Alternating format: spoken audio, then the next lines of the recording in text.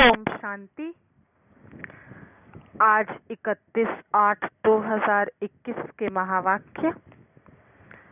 बाबा ने कहा, मीठे बच्चे, विशाल बुद्धि बन बड़ों बड़ों की ओपिनियन ले, अनेक आत्माओं का कल्याण करो, उनसे हॉल आदि लेकर खूब प्रदर्शनियां लगाओ।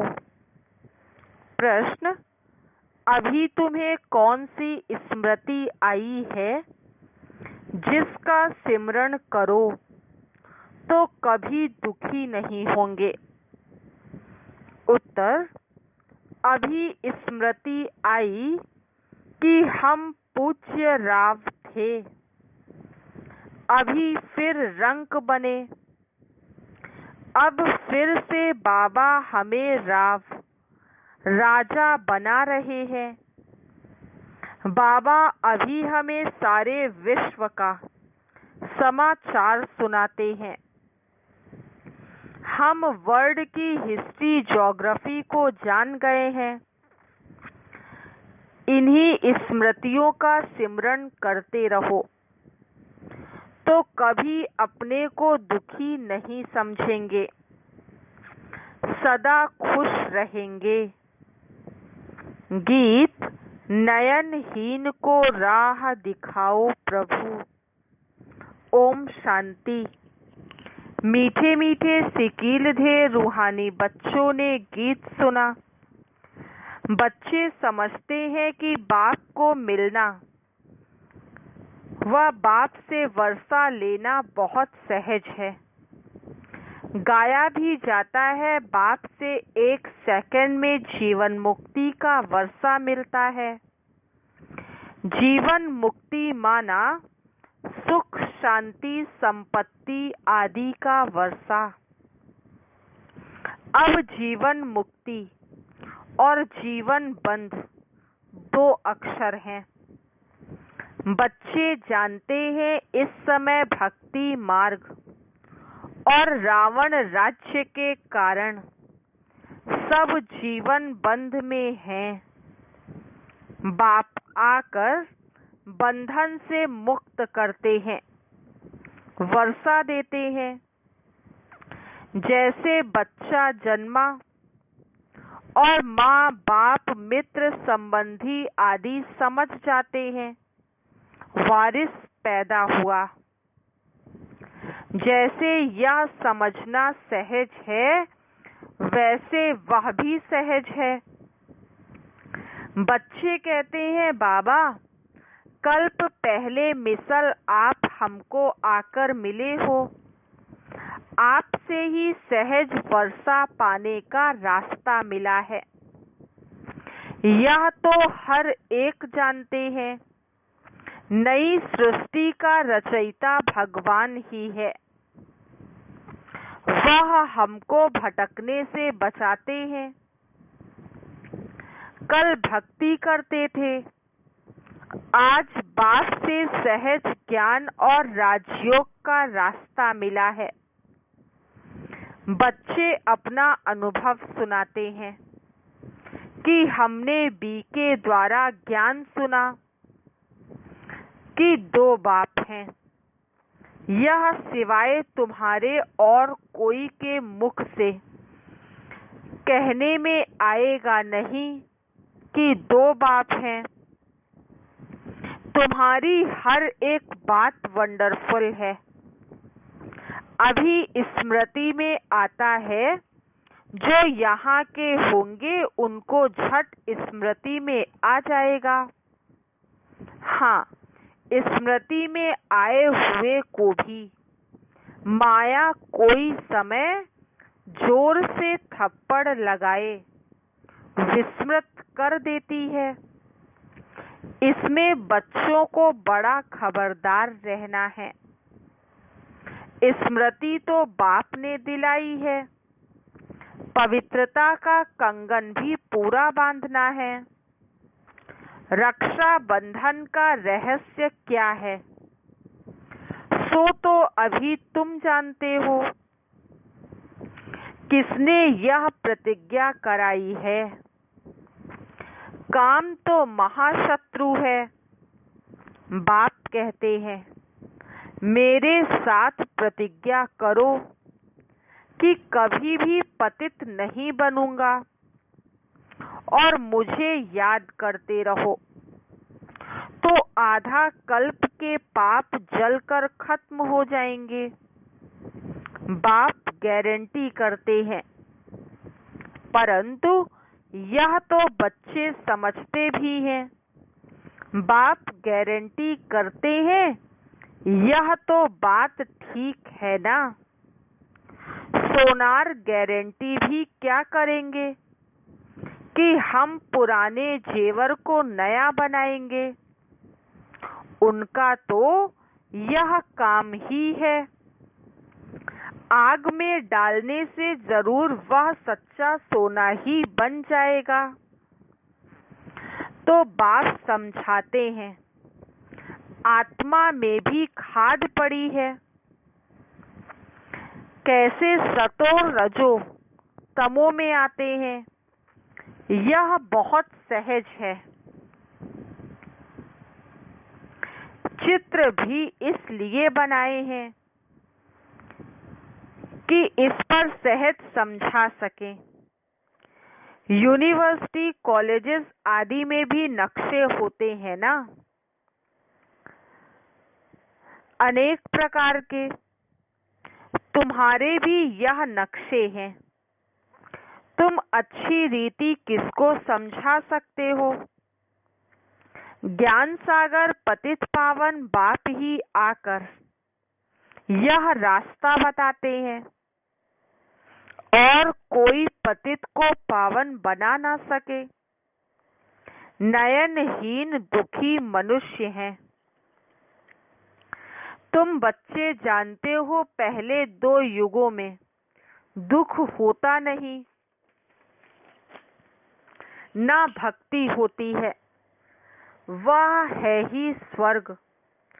भारत के इस समय के मनुष्यों का और भारत के प्राचीन मनुष्यों का कंट्रास्ट है ना, परंतु यह और कोई समझते नहीं। कितनी पूजा चलती है, जितना जितना जो साहूकार होते हैं, उतना देवी देवताओं को अच्छे जेवर पहनाते हैं। बाबा खुद अनुभवी है।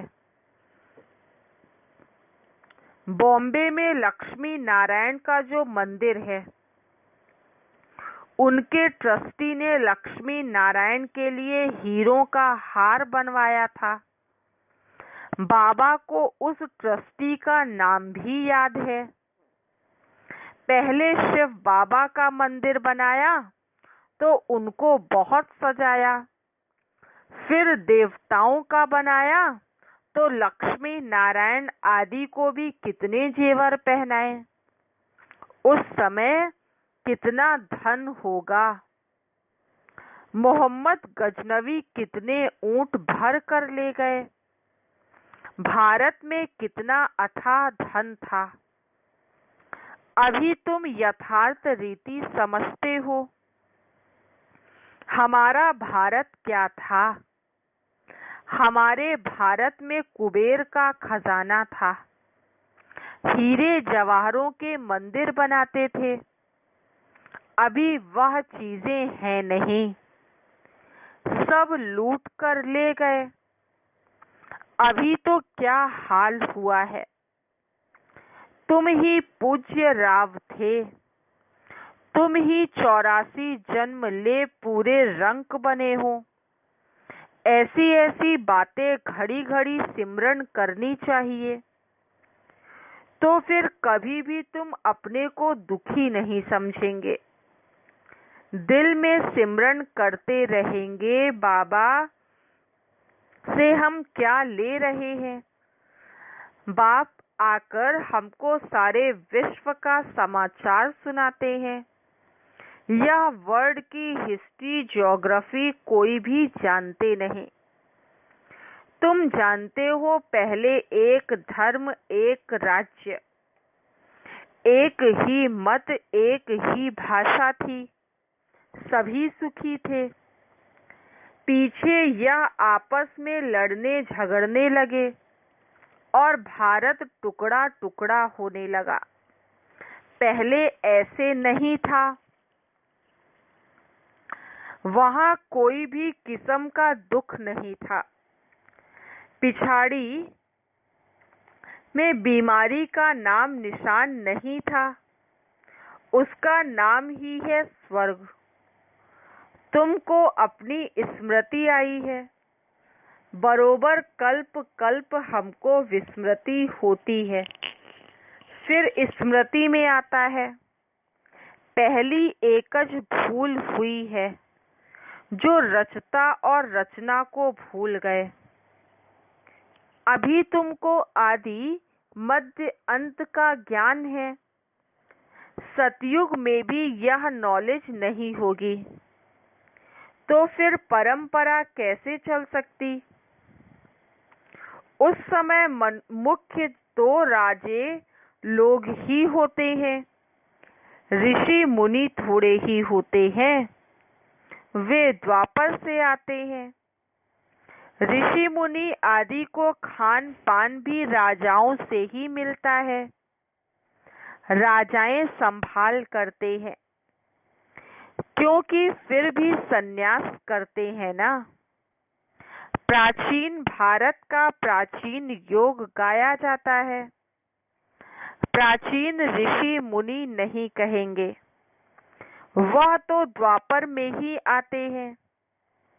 वह राजाओं के आधार पर चलते हैं। कहते हैं हम रचता और रचना को नहीं जानते। बाप कहते हैं या खुद राजाएं भी नहीं जानते। इस दुनिया में कोई भी इस नॉलेज को नहीं जानते। अभी तुम बच्चे समझदार बने हो। लक्ष्मी नारायण के मंदिर जो बनाते हैं उनको तुम लिख सकते हो। इतने लाखों रुपये खर्च कर मंदिर बनाया है, परंतु उनकी जीवन कहानी का आपको पता है? इन्होंने राज्य कैसे पाया, फिर कहाँ चले गए, अभी कहाँ हैं? हम आपको सब राज बता सकते हैं। ऐसा उन्हों को लिख सकते हो। तुम बच्चे तो हर एक की जीवन कहानी को जान चुके हो, तो क्यों नहीं लिखना चाहिए? हमको टाइम दो तो हम एक एक की जीवन कहानी बताएंगे। शिव के मंदिर जो बनाते हैं उनको भी तुम लिख सकते हो। बनारस में शिव का मंदिर कितना बड़ा है। वहां भी ट्रस्टी लोग होंगे। कोशिश करनी चाहिए, बड़ों बड़ों को समझाएं। बड़े आदमी समझ गए तो उनका आवाज बहुत होता है। गरीब लोग झट सुन लेते हैं। मदद बड़ों की लेनी है। ओपिनियन भी बड़ों बड़ों की लिखवानी है, क्योंकि उन्हों का आवाज भी मदद करता है। वास्तव में इतना आवाज करते नहीं है जितना होना चाहिए। तुम प्रेसिडेंट को भी समझाते हो, अच्छा अच्छा भी कहते हैं। चीफ मिनिस्टर, गवर्नर आदि ओपनिंग करते हैं, लिखते हैं यह बीके तो बहुत अच्छा सहज रास्ता ईश्वर से मिलने का बताते हैं, परंतु ईश्वर क्या चीज है या कुछ भी नहीं समझते। सिर्फ उस समय कहते हैं रास्ता बड़ा अच्छा है, शांति मिलने का मार्ग अच्छा है, परंतु खुद नहीं समझते। बाबा बड़ों बड़ों को समझाने के लिए भी कहते हैं। बड़े बड़े मनुष्यों से बड़े बड़े जो नामी ग्रामी हॉल हैं वह ले लो।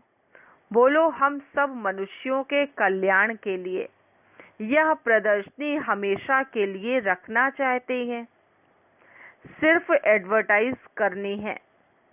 ऐसे 50 या 100 हॉल ले लेने चाहिए। भारत तो बहुत बड़ा है ना। एक एक शहर में 10-12 हॉल लो। अखबार में पड़ जाए इतने हॉलों में प्रदर्शनी हो रही है। जिनको समझना है वह आकर समझें। तो कितने का कल्याण हो जाएगा। बच्चों को बड़ा विशाल बुद्धि बनना चाहिए। सर्विस बच्चों को करनी चाहिए ना। बात सब बच्चों को कहते हैं, प्रदर्शनियां बहुत जोर शोर से करो। बाबा तैयारी करवा रहे हैं। बच्चों को कोशिश करनी चाहिए। यह सब समझने की बातें हैं। भगवान आते हैं, प्रजापिता ब्रह्मा द्वारा रचना रचते हैं प्रजा की, तो जरूर कितने ब्राह्मण रचे होंगे। अब फिर रच रहे हैं। कितने ब्राह्मण ब्राह्मणियां हैं। बाबा यह ब्राह्मण धर्म रचते हैं संगम पर। तुम प्रैक्टिकल में देख रहे हो और समझ रहे हो। यह बातें कोई शास्त्रों में नहीं है। तुम बच्चे समझते हो बाबा आते ही तब हैं जब पतित दुनिया को पावन बनना होता है। यह भी जानते हैं परमात्मा प्रजापिता ब्रह्मा द्वारा ही रचना रचते हैं, परंतु कब रचते हैं यह नहीं समझते। वह समझते हैं कोई नई रचना रचते होंगे। ब्रह्मा को तो सूक्ष्म वतन में समझते हैं। अभी तुम समझते हो प्रजापिता ब्रह्मा तो यहाँ है। तुम सूक्ष्म वतन में जाते हो, पवित्र बन फिर फरिश्ते बन जाते हो, साक्षात्कार करते हैं। बच्चे आकर सुनाते हैं, वहाँ मूवी चलती है। वह है ही मूवी वर्ल्ड। तुमने मूवी बाइस्कोप भी देखा था। अभी प्रैक्टिकल सब बातों को तुम जान चुके हो। मूल वतन है साइलेंस वर्ल्ड, वहाँ आत्माएं रहती हैं। सूक्ष्म वतन में सूक्ष्म शरीर भी है, तो जरूर कुछ भाषा भी होगी। तुम बच्चों की बुद्धि में है। हम आत्माओं का स्थान शांति धाम है। फिर सूक्ष्म वतन, वहाँ ब्रह्मा विष्णु शंकर रहते हैं। और यह है कलयुग और सतयुग का संगम। यहाँ बाप आते हैं। यहाँ से तुम ब्राह्मण जाते हो। पियर घर और ससुर घर है ना। यहाँ दोनों तुम्हारे पियर हैं। बाप दादा दोनों मेहनत करते हैं बच्चों को गुलगुल फूल बनाने। मुसलमान लोग भी कहते हैं गार्डन ऑफ अल्लाह। कराची में एक पठान था, वह सामने खड़ा होता था। देखते देखते गिर पड़ता था। पूछा जाता था तो कहता था हम खुदा के बगीचे में गया, खुदा ने फूल दिया। अब उनको ज्ञान तो था नहीं। अभी तुम समझते हो बगीचा किसको कहा जाता है। यह है कांटों का जंगल और वह है फूलों का बगीचा। तुम्हारी बुद्धि में सारा राज है। सतयुग क्या है, कलयुग क्या है, तुमको बहुत खुशी होनी चाहिए। सारा चक्र तुम्हारी बुद्धि में है। विस्तार तो इनका बहुत है। तुम्हारी बुद्धि में कितना शॉर्ट में बैठा हुआ है। तुम बच्चों ने रचता बाप द्वारा रचता और रचना को जाना है। ब्रह्मा को रचता नहीं कहेंगे। रचता एक है, बलिहारी भी एक की है। पहले पहले रचना ब्रह्मा की है, फिर कहेंगे कृष्ण की। ब्रह्मा तो है, ब्राह्मण भी जरूर चाहिए। पांडवों को ब्राह्मण नहीं समझेंगे। ब्रह्मा द्वारा ब्राह्मण चाहिए। यह है रूहानी यज्ञ। इसको स्पिरिचुअल नॉलेज कहा जाता है। रूह को वही बाप ज्ञान देंगे। तुम जानते हो हमको मनुष्य नहीं पढ़ाते, सभी आत्माओं को बाप पढ़ाते हैं। कहते भी हैं ब्रह्मा द्वारा स्थापना। कृष्ण थोड़े ही कहेंगे, वह तो हो भी ना सके। ब्रह्मा द्वारा स्थापना कौन कराते हैं? क्या कृष्ण? नहीं, परम पिता परमात्मा विष्णु द्वारा पालना। ब्रह्मा और विष्णु का कितना पार्ट है? ब्रह्मा मुख वंशावली ही फिर जाकर विष्णुपुरी में देवता बनते हैं। ब्रह्मा सो विष्णु, विष्णु सो ब्रह्मा। यह भी बच्चों ने को समझाया है। ब्रह्मा सो विष्णु बनने में 1 सेकंड, विष्णु सो ब्रह्मा बनने में 84 जन्म। कितनी वंडरफुल बातें हैं, कोई भी समझ ना सके। यह है बेहद की बातें। बेहद के बाप से बेहद की पढ़ाई पर बेहद का राज्य लेना है। सृष्टि चक्र को जानना है। आत्मा ही जानती है शरीर द्वारा। ऐसे नहीं कि शरीर नॉलेज लेता है आत्मा द्वारा। नहीं, आत्मा नॉलेज लेती है। तुमको कितनी खुशी है। यह आंतरिक गुप्त खुशी होनी चाहिए। पढ़ाई के संस्कार आत्मा में है। दुख भी आत्मा को होता है। कहते हैं हमारी आत्मा को दुखी मत करो। बच्चों को अब कितनी रोशनी मिल रही है। तुमको खुशी रहती है सागर से रिफ्रेश हो बादलों को मिलकर वर्षा बरसानी है। आपस में मिलकर प्रदर्शनी आदि तैयार करने में मदद करो। शौक होना चाहिए सर्विस, सर्विस और सर्विस। अच्छा, मीठे मीठे सिकील दे बच्चों प्रति माता पिता बाप दादा का याद प्यार और गुड मॉर्निंग। रूहानी बाप की रूहानी बच्चों को नमस्ते। हम रूहानी बच्चों की बाप दादा को याद प्यार, गुड मॉर्निंग और नमस्ते। धारणा के लिए मुख्य सार फर्स्ट पॉइंट है, बाप द्वारा मिली हुई नॉलेज का सिमरण कर अपार खुशी में रहना है।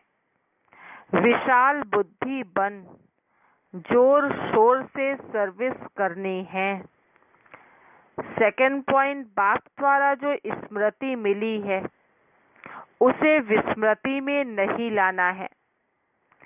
पवित्र रहने की जो बाप से प्रतिज्ञा की है उसे पूरा निभाना है।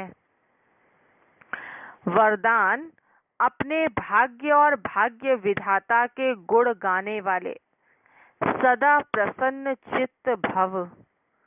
अपने भाग्य और भाग्य विधाता के गुण गाने वाले सदा प्रसन्न चित्त भव।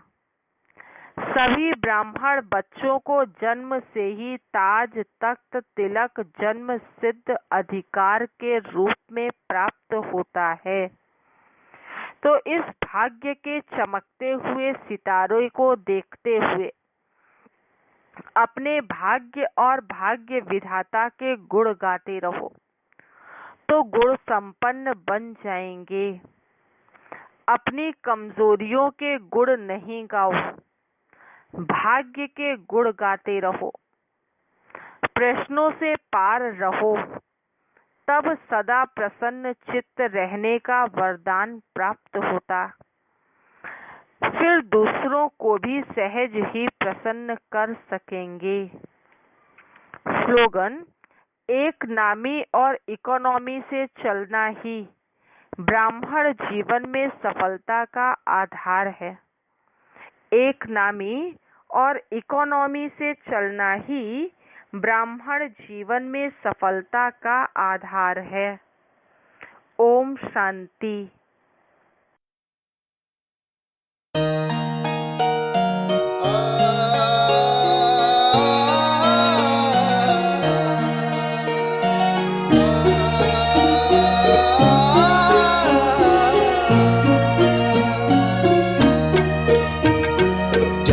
जन्मांतर की प्रभु दर्शन प्यासी तड़पती हैं ये आत्माएं। जन्मों जन्मांतर की प्रभु दर्शन प्यासी तड़पती है ये आत्माएं। मंदिर मस्जिद गिरजा गुरुद्वारों में प्रभु पिया को बुलाएं। मंदिर मस्जिद गिरजा गुरुद्वारों में प्रभु पिया को बुलाएं। जन्मों जन्मांतर की प्रभु दर्शन प्यासी तड़पती है ये आत्माएं।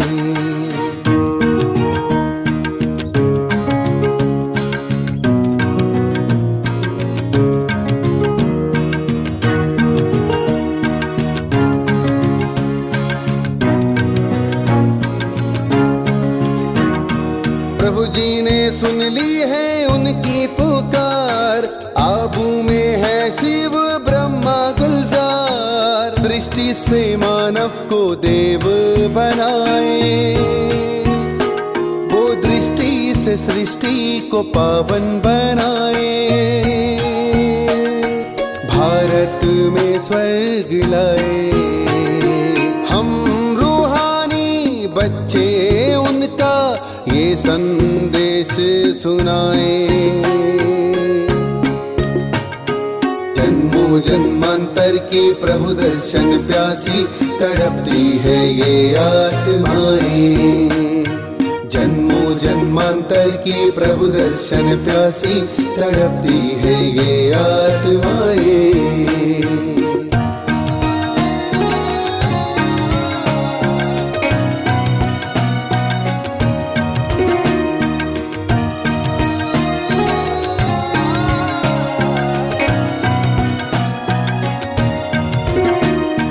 मन विकारों का दान करो तुम, औरों से भी कराओ। प्रभु मिलन मनाना हो तो आबू में सब चले आओ। उनकी दृष्टि पड़ जाएगी, वो तन मन पावन कर जाएगी। रेमन कौड़ी से हीरा तेरा पल में हो जाएगा।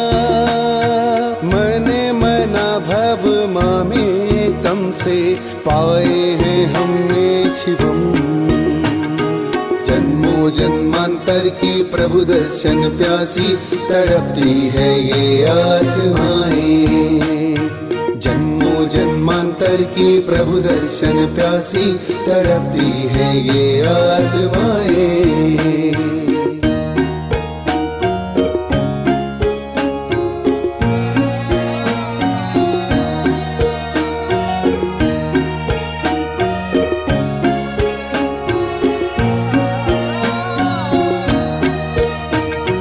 जीवन सुख दुख खेल बना है, खेल रहे हम बाजी।